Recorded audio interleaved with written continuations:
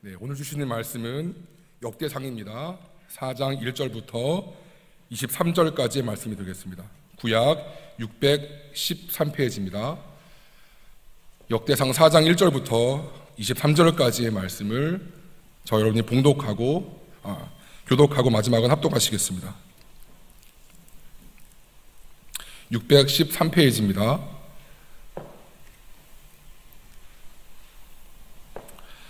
유다의 아들들은 베레스와 헤스론과 갈미와 훌과 소발이라. 낳고 야슨 아우메와 라슬라스 이는 소라 사람의 종족이며, 에담 조상의 자손들은 이스르엘과 이스마와 잇바스와 그들의 매제 하술렐 보니와 그들의 아버지 분우엘과 후사의 아버지 에셀이니 이는 다 베들레헴의 아버지 에브라다의 맏아들 훌의 소생이며, 드고아의 아버지 아스울의 두 아내는 헬라와 나아라라. 나아라는 그에게 아우삼과 헤벨과 데무니와 하하스다리를 낳아주었으니 이는 나아라의 소생이요, 헬라의 아들들은 세렛과 이소할과 에드난이며, 고스는 아눕과 소베바와 하롬의 아들 아알 종족들을 낳았으며, 야베스는 그의 형제보다 귀중한 자라. 그의 어머니가 이름하여 이르되 야베스라 하였으니 이는 내가 수고로이 낳았다 함이었더라. 야베스가 이스라엘 하나님께 아뢰어 이르되 주께서 내게 복을 주시려거든 나의 지역을 넓히시고 주의 손으로 나를 도우사 나로 환난을 벗어나 내게 근심이 없게 하옵소서 하였더니 하나님이 그가 구하시는 것을 허락하셨더라. 수아의 형 굴룹이 무일을 낳았으니 무일은 에스돈의 아버지요, 에스돈은 베드라바와 바세와 스와 아버지 드인나를 낳았으니 이는 다 레가 사람이며, 그나스의 아들들은 온니엘과 스라야요, 온니엘의 아들은 하닷이며, 무오논에는 우브라를 낳고 스라야는 요압을 낳았으니 요압은 게라하심의 조상이라. 그들은 공장이었더라. 여분네의 아들 갈렙의 자손은 이루와 엘라와 나암과 엘라의 자손과 그나스요, 여할렐의 아들은 십과 시바와 아사렐이요, 에스라의 아들들은 예델과 메렛과 에벨과 얄론이며, 메렛은 미리암과 삼메와 에스드모와의 조상 이스바를 낳았으니 이는 메렛이 아내로 맞은 바로의 딸 비디아의 아들들이며, 또 그의 아내 여후디아는 그돌의 조상 예렛과 소고의 조상 헤벨과 사노아의 조상 여구디엘을 낳았으며, 나암의 누이인 호디아의 아내의 아들들은 가미 사람 그일라의 아버지와 마아가 사람 에스드모하며, 시몬의 아들들은 암논과 린나와 벤하난과 딜론이요, 이시의 아들들은 소엣과 벤소엣이더라. 유다의 아들 셀라의 자손을 레가의 아버지 에르와 마레사의 아버지 라아다와 세마포 짜는 자의 집 곧 아스베아의 집 종족과 또 요김과 고세바 사람들과 요아스와 모압을 다스리던 사람과 야수 비네야민이 이는 다 옛 기록에 의존한 것이라. 합독하십니다. 이 모든 사람은 토기장이가 되어 수풀과 산울 가운데 거주하는 자로서 거기서 왕과 함께 거주하면서 왕의 일을 하였더라. 아멘. 할렐루야. 여러분 감사합니다. 이렇게 또 한 주 동안 잘 지내었다고 생각합니다. 우리 옆 사람과 함께 인사해 보지요. 하나님을 기뻐하는 것이 여러분의 힘입니다 라고 한번 인사해 봅시다. 하나님을 기뻐하는 것이 여러분의 힘입니다 라고 인사해 봅시다. 네.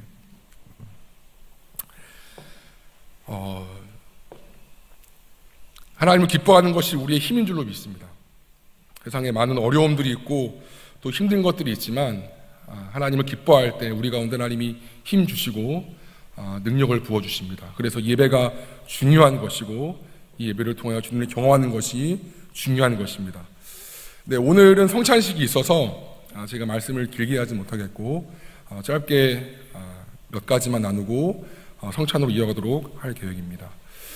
네, 먼저 말씀 전하기 전에 우리 재덕 형제 잠깐 일어서 볼래요? 우리 군대에서 휴가 나왔는데 우리 박수로 한번 환영합시다. 네. 네. 우리 지금 해군이죠. 진해에 지금 있습니다. 벌써 일병이 되었는데 끝까지 잘 군복 마칠 수 있도록 기도를 부탁합니다. 지난주 역대상 1장에서 우리 족보를 보았죠. 또 4장에서 족보가 나왔습니다. 참 제가 발음하기도 어려운 이 족보가 또 나왔는데요. 이번에는 유다의 자손이 나왔습니다. 1장부터 3장까지는 아브람부터 해서 다윗 왕조의 어떤 계보를 이었다면 4장부터 8장까지는 야곱의 12아들 있죠. 12지파의 그 지파의 거주지별로 또 족보가 나오게 됩니다. 특별히 유다 지파는 유다는 야곱의 넷째 아들임에도 불구하고 메시아가 오게 되는 그런 지파로서 가장 첫 번째 이렇게 나오게 되었습니다. 4장 8장은 그 사이에서 가장 처음으로 그 계보가 주어진 것이지요. 말씀드렸지만 이 역대기는 무너진 이스라엘 백성의 그런 민족의 자긍심과 또 언약을 다시 한번 재확인하기 위해서 세운 그런 기록한 책입니다. 바벨론에서 70년 이상 포로 생활을 했지요. 그토록 고대하던 그런 고향으로 돌아왔습니다. 그런데 막상 돌아왔는데 보이는 것은 황폐한 땅뿐입니다. 여호와의 임재의 상징이라고 여겼던 성전은 완전히 다 완파되었고요. 성벽은 다 무너지게 되었습니다. 그 상태에서 그렇게 오랫동안 방치되었으니까 그 황폐함은 이루 말할 것이 없겠지요. 그토록 고대하고 사모하고 마치 외국 땅에 있던 분들이 한국에 왔는데 정말 6.25 폐허처럼 아무도 남지 않은 그런 비참한 상태였다는 것입니다. 지난 시간에 말을 좀 이으면 그런 현실을 보면서 과연 하나님이 우리와 함께 하시는가? 과연 이 민족에게 허락하신 그 다윗 왕조를 통하여 온 메시아 약속은 여전히 유효한가? 이렇게 이 민족의 침입과 어려움 가운데 있는데 하나님 우리를 버리지 아니하셨는가? 이러한 의심 가운데 놓이면서 조금씩 돌아온 포로 귀환 자들은 그 민족의 신앙과 순수함을 잃어버립니다. 더군다나 여호와의 율법은 더 이상 찾을 수가 없고 하나님의 말씀이 기준이 되어야 되는데 그 말씀은 더 이상 보이지 않게 되니 그 마지막 그 기준마저도 없어진 상태에서 여지없이 무너지는 포로 귀환 자들이 되는 것이죠. 그래서 심지어 세상조차도 이방인 여인과 아무렇지 않게 통혼하는 윤리적으로 또 영적으로 무너지는 그런 모습들을 봅니다. 이전에 성벽과 성전이 무너졌다면 이제는 여호와 신앙에 근거한 민족의 존립 자체가 불확실하게 된 되게 위험한 순간이었지요. 이때 하나님은 여전히 이 민족을 사랑하셔서 학자이자 하나님 말씀을 율법을 연구하는 학자이자 또 제사장이었던 에스라를 세워주셔서 하나님의 감동하심 가운데 이 역대기를 쓸 수 있게 하십니다. 하나님의 사람을 그 위기에서 그냥 냅두면 자연스럽게 망해버릴 그 이스라엘 국가. 예전에 그냥 나라가 망했다면 이번엔 아예 민족 자체가 없어지고 다 통원하고 다 그냥 다 섞여버리는 그런 위기의 때에 하나님은 하나님의 사람을 세우셔서 이 역대기를 기록할 수 있게 하는 것입니다. 그래서 우리 말씀드렸지만 다시금 이 족보부터 이 역대기에는 많이 있어요. 족보도 있고 다윗 왕조의 그런 왕들의 역대기도 있고 또 성전 건축이 자세히 나와 있습니다. 이 말은 여전히 하나님 백성으로서의 영속성, 여전히 메시아의 그 언약의 영속성을 드러내기 위해서 여전히 하나님이 너희와 함께 있어. 여전히 우리를 통해서 메시아가 오실 거야. 여전히 그 약속은 유효해. 그 성전이 너희야. 그리고 앞으로 다가올 메시아라는 것들을 부각시키면서 역대기를 씁니다. 그래서 열왕기 상하랑은 분명히 다른 관점이었지요. 그래서 이 말씀을 전달하는 것이죠. 그리고 이 모든 것을 한마디로 압축하면 하나로 정리할 수가 있는데 정체성입니다. 정체성. 이 역대기의 모든 말을 기록한 목적을 한마디로 요약하면 정체성의 문제입니다.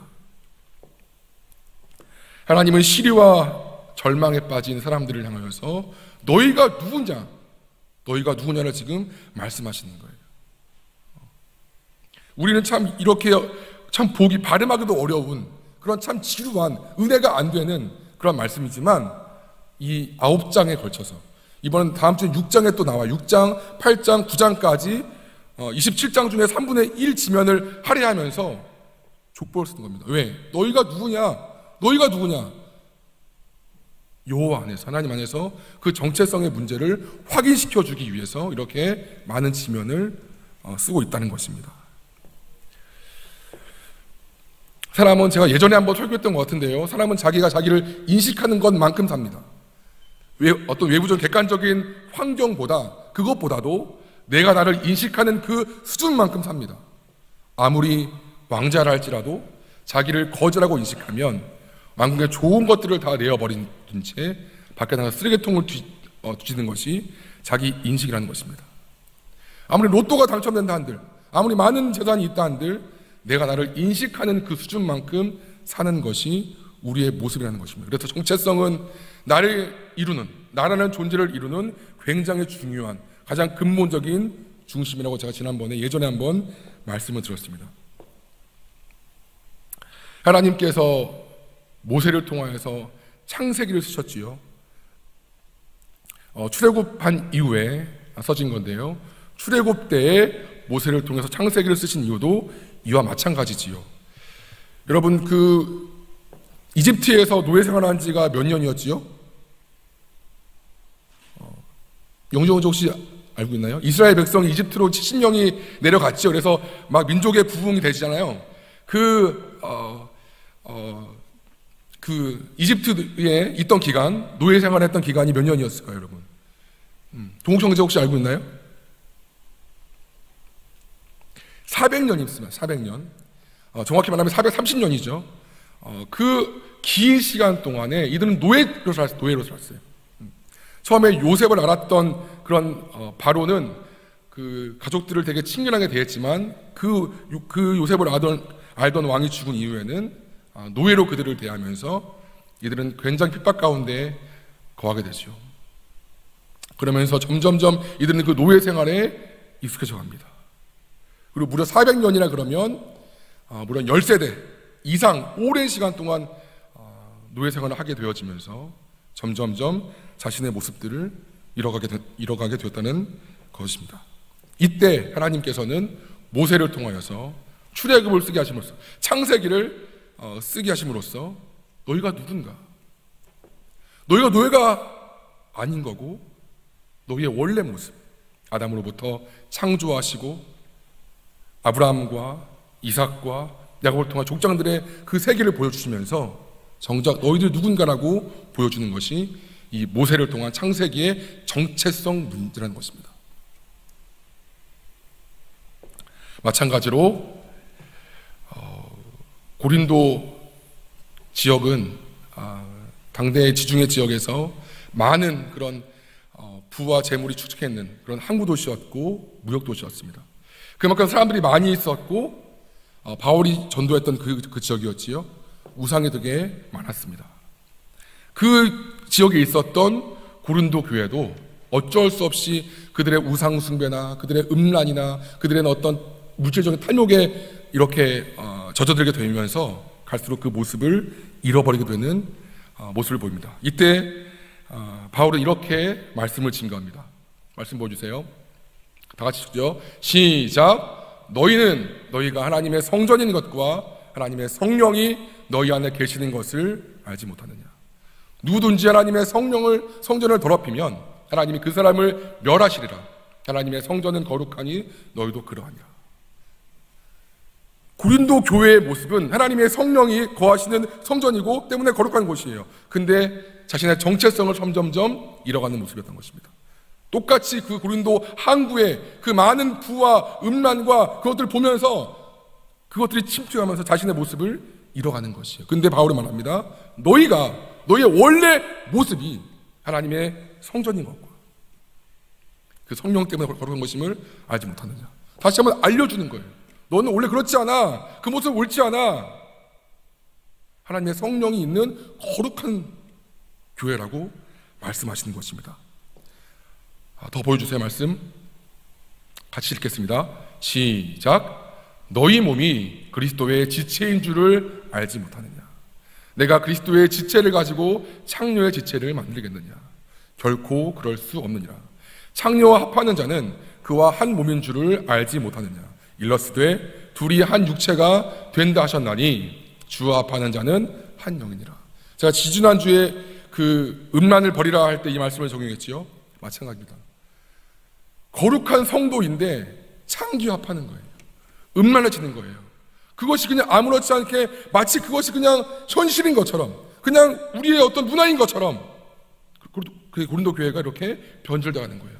근데 그렇지 않다는 거예요. 너는 그렇지 않다는 거예요. 원래 모습은 그렇지 않다는 거예요. 바울도 이 정체성의 문제를 가지고 말하는 것입니다. 베드로 또한 마찬가지입니다. 베드로 또한 베드로 전후서는 가장 핍박이 그 로마의 핍박이 있을 때 AD 64년경에 그 네로 황제의 핍박일 때 가장 기독교가 핍박받았는데 그때 쓰여진 책들입니다.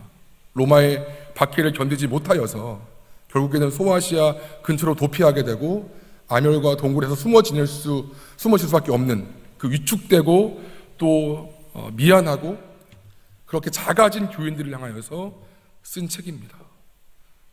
지금의 터키나 그 지방에 있는 터키 보면 갑바도기라고 동굴을 파서 이렇게 평생 동안 생활하는 곳들이 많이 있습니다. 그런 곳에 숨어 지내는 그 힘든 사람들을 위해서 쓴 책들이에요. 말씀 보여주세요. 같이 읽겠습니다. 어떻게 그들을 정의하는지. 시작. 그러나 너희는 택하신 족속이요 왕같은 제사장들이요 거룩한 나라요 그의 소유된 백성이니 이는 너희를 어두운 데서 불러내어 그의 기이한 빛에 들어가게 하신 이의 아름다운 덕을 선포하게 하려 하심이라. 생각해 보세요. 지금 밖에 나가지도 못해요. 뭐 아름다운 덕을 선포해? 전혀. 자기 신앙 하나 챙기기도 되게 급급한 거예요. 그 핍박 가운데서 로마에 있지도 못하고 도망쳐 나온 거예요. 외부로. 뭐 전도? 선교? 될 수가 없는 거 전혀. 그렇게 숨어 지내면서 위축된 모습이 있는데 그러나 말씀하는 거예요. 너희는 왕같은 제사장들이요 거룩한 나라요 하나님의 소유된 하나님 거 된 백성이요 내 거라는 거야 내 거. 그 힘들고 어려운 신자들을 향하여서 말씀하십니다. 하나님의 사람 베드로를 통해서 말씀하시는 거야. 얘들아 그렇지 않아. 너희들은 내 거야. 내 백성이야. 거룩한 나의 소유야. 너희들 지금 힘들고 어렵고 그런 상황 속에 있다 할지라도 너희들의 본래 정체성은 이러한 모습이라고 말씀하시는 거예요. 구약과 신약을 아우르면서 그리고 인류의 전 역사를 걸쳐서 사단 마귀는 신자를 공격하는데 그렇죠? 교회를 공격하는데 그 주된 전략이 정체성을 속이는 겁니다.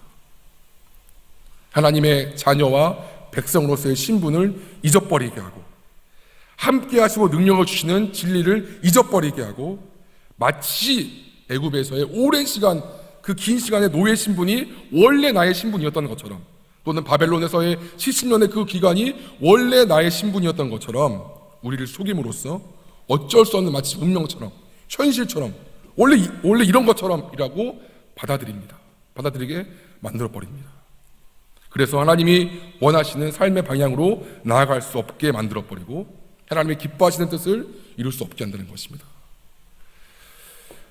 바벨론에서 돌아온 그 포로 귀환 자들에게도 사단 마귀는 여지없이 같은 전략을 쓰지요. 마귀는 하나님의 존재 자체를 부인하지는 못해요. 하나님 계시잖아요. 그건 부인할 수가 없어. 그러나 하나님의 그 살아계신 존재가 당신의 교회에게 그 교회가 하나님의 그 임재에 아무런 영향력을 미치지 못하게 만들어버립니다. 너희가 하나님의 택하신 백성이라고? 너희들의 모습을 봐라.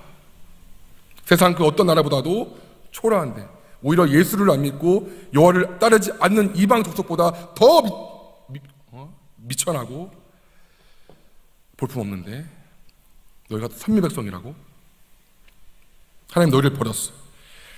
너희가 하나님 약속은 이미 다 상실되었어 라고 속삭입니다. 그렇죠 여러분, 보세요. 그럴 수 있죠 여러분, 충분히. 게다가 하나님의 말씀 율법까지 다 소실되거나 잊힌 상태가 되었으니 그들은 더 이상 마음을 지키지 못하고 무너지는 것입니다. 여러분, 신앙의 싸움은 이 정체성 싸움이에요. 여러분 누구십니까? 예수 안에 있는 나, 예수 밖에 있는 나, 그 차이가 뭡니까? 여러분에게 그리스도인이라 함은 어떤 의미를 갖습니까? 이 시대에, 이 땅에서 2020년 이 시대에 내가 그리스도인이라 함은 어떤 의미를 갖습니까? 로마가 네로 황제의 통치기관에 접어들면서 갈수록 박해가 심해진 것처럼 시간이 흐를수록, 그렇죠 여러분? 더 이 땅에서 예수를 믿는 것은 어렵게 느껴지는 것 같습니다. 예전 우리 선배님들이, 지금의 할아버지 할머니들이 정말 뜨겁게 믿었던 그때보다, 그때 참 순수했잖아요, 그렇죠? 저도 그때 없었지만 점점 사회는 다양화되지고 점점 더 말씀과 어긋나는 가치관들이 올라가면서 더 어려워지는 것 같습니다. 이러한 때에 우리가 신앙이라고 부르는 이것은 우리에게 어떤 의미를 갖습니까? 이게 너무나 중요한 거예요. 우리가 연약해서 하나님의 성경의 말씀대로 살 수 없을 수 있습니다, 분명히. 그리고 하나님보다 현실이 더 커서 그렇게 우리가 하나님 말씀대로 반응할 수 없을 수 있습니다. 하지만 여러분, 그럴지라도, 잘 못 사는 그 순간이랄지라도 하나님 안에서 내가 누구인지 잃어버리면 절대 안 되는 것입니다. 그러면 끝이에요, 끝이. 마치 컨트롤 타워를 뺏기면 모든 것을 뺏기는 것처럼, 다른 곳을 점령하지 않더라도 그 조종대 또는 어떤 그런 컨트롤 타워를 뺏기면 다 뺏기는 것처럼, 내가 누구인지를 잊어버리면 그냥 무너져 나는 거예요. 아무리 내가 뜨겁게 신앙생활을 하는 것처럼 교회에서 봉사활동하고 뜨겁게 뭔가 하는 것처럼 교회에서 하는 것처럼 보여도 정작 삶에서는 아무런 열매가 없는, 그냥 교인대로, 그냥 교회의 삶, 또 그냥 내 삶은 내 삶대로 이렇게 동떨어진 삶을 산다는 것입니다. 다시 묻죠 여러분, 누구십니까? 우리는 예수 안에서 어떤 특권을 갖고 있습니까? 이것은 여러분 답을 좀 정하셔야 돼요. 답을 내시면 좋겠어요. 이 청년회 때 나중에 뭐 장로가 되어서, 나중에 뭐 권사가 되어서 큰일 나지요. 그때가 돼서도 내가 예수 안에 누군지 모른 채로 교회에 중직받는다고요? 말이 안 되는 거죠. 과연 예수 앞에 내 인생을 걸 만한, 내 모든 것을 다 빼앗긴다 할지라도 바꿀 수 없는 존재입니까? 그러지 못한 사람들이 교회에 많은데 그런 분들이 많은 중직을 맡아서 교회가 많이 어려워집니다. 사랑하는 여러분들은 그러지 않기를 기도하고 축원합니다. 저도 마찬가지고요. 이 정체성의 문제예요. 무너진 정체성 앞에서 역대기 기자는 9장의 그 족보와 또 다윗 왕조의 계보와 성전 건축을 통해서 너희의 원래 모습은 이런 모습이라고 말씀하는 것입니다. 그래서 여러분, 계속 권면드리기는 매일 하나님 말씀과 접촉하십시오. 우리가 보는 건 대부분 다 비진리예요. 우리가 접하는 TV, 인터넷 또는 우리의 접하는 우리의 삶의 현장에 많은 사람들은 대부분은 비진리예요. 맨날 보는 게, 듣는 게 비진리인데, 진리는 말씀과 접촉하지 않으면 무슨 수로 버팁니까? 그렇잖아요 여러분. 여기서 너는 이러한 사람이라고 말해주는데 이걸 안 보고 있으면서, 기억하지 못하면서 다른 것들의 사장을 듣고 있는데 내가 어떻게 나를 버티는 거예요? 세상은 세상의 방식대로 말합니다. 세상에 성공 기준이 있고요, 잘 나가는 사람의 기준이 있고요. 다 아시잖아요 여러분. 뻔한 거잖아요. 이럴 때는 성공이에요, 이럴 때는 잘하는 사람이에요. 다른 사람은 다 패배자인 거고. 근데 그렇지 않다는 거예요. 이 진리와 여러분 접촉하십시오. 그게 어떤 사람이라 할지라도 아무리 신앙의 연수가 높은 목사일지라도 진리와 접촉하지 않게 되면 마귀의 밥 되는 것입니다. 이 청년회 때 여러분 가장 먼저 하나님의 말씀을 먹기를 바랍니다.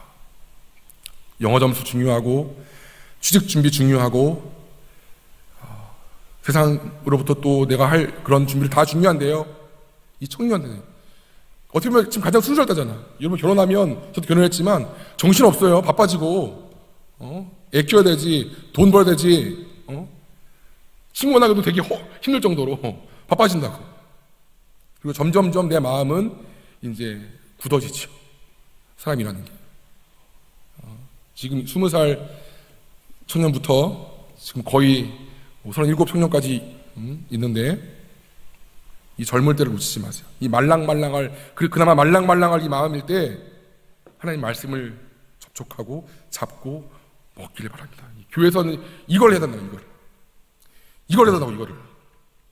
많은 프로그램 중요한데 이 말씀을 정작 우리가 먹지 못하면 그런 거짓 메시지 앞에 내가 빼앗긴다고. 그런가? 여러분들은 그러지 않기를 축원합니다. 그리고 하나 더 붙여서 말씀드리면, 기도에 게을르지 마시기 바랍니다. 말씀을 알죠. 저도 말씀을 알죠. 근데 그 말씀을 살아낼 능력은 기도 아니면 없어요. 기도 외에는 이러한 유가 나갈 수 없다고 하셨어요, 분명히. 제자들이 똑같이 예수 믿는데 귀신을 못 쫓는 거예요. 예수님이 오셨는데 예수님 쫓고, 예수님 말씀하시기를 기도 외에는 이러한 종류의 귀신들이 나갈 수 없느니라. 무슨 말이에요? 기도하지만 아무 능력이 없다는 거예요. 교회가 아무리 많은 프로그램을 진행해도 기도 없는 교회는 사단이 웃는 거야. 능력이 없으니까. 뭐 이것도 하고 저것도 하고 뭐 귀중하죠. 좋죠. 좋은 거예요. 그거 좋은 건데, 기도 없는 교회, 기도 없는 신자, 기도 없는 언약 공동체는 아무 힘이 없다는 거예요. 말씀을 여러분 들었죠? 알았죠? 이렇게 살아야겠죠? 마음 먹죠? 그러나 그 능력을 있게 하는 것은 기도입니다. 제가 가끔 신방에 전화 물어보죠. 기도하고 있나요? 물으면서 좀 서로 간에 좀 부담되죠? 그런 질문은.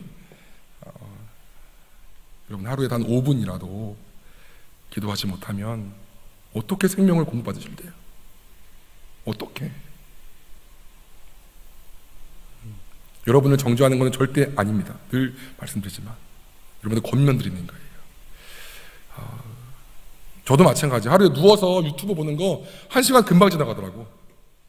인터넷 요거 하는 거, 검색하는 거 1시간 금방 지나가더라고.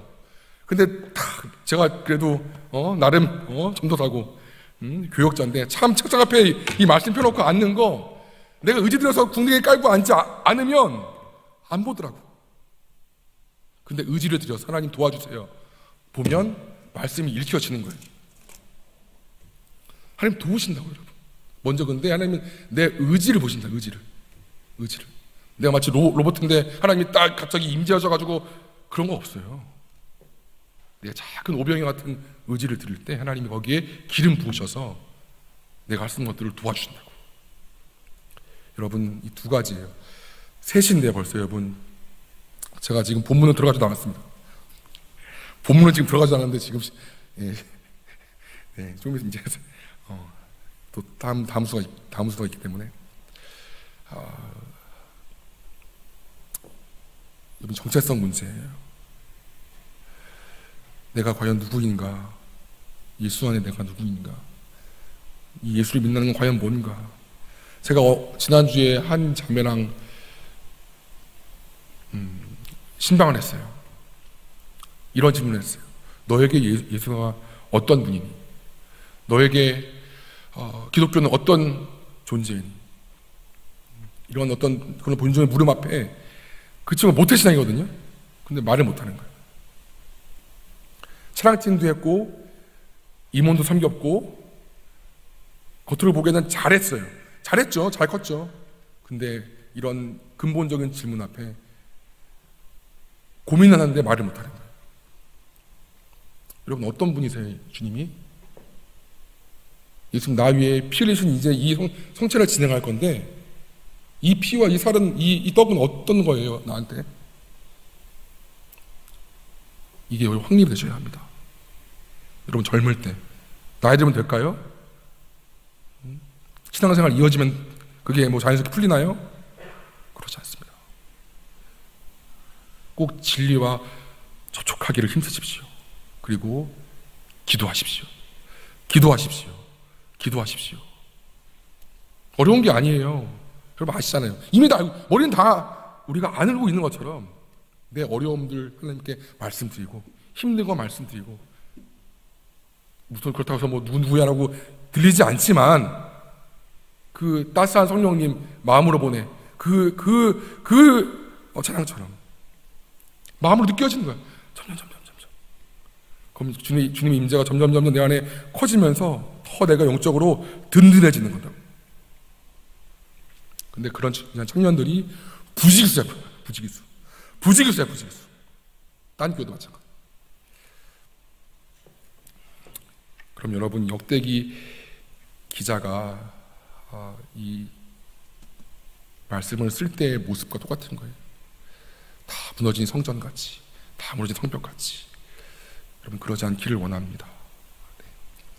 네, 여기서 말씀을 줄이겠습니다. 네, 본문은 그 리더 모임 제가 그때 다 말씀드렸고, 이제 목장 모임 통해서 리더들에게 본문을 설명을 들으시면 될 것 같습니다. 많이 어렵고 참 복잡한 낙후인데 거기서도 주시는 은혜가 분명히 있습니다. 목장 모임 꼭 들어가셔서 함께 나누었으면 좋겠습니다.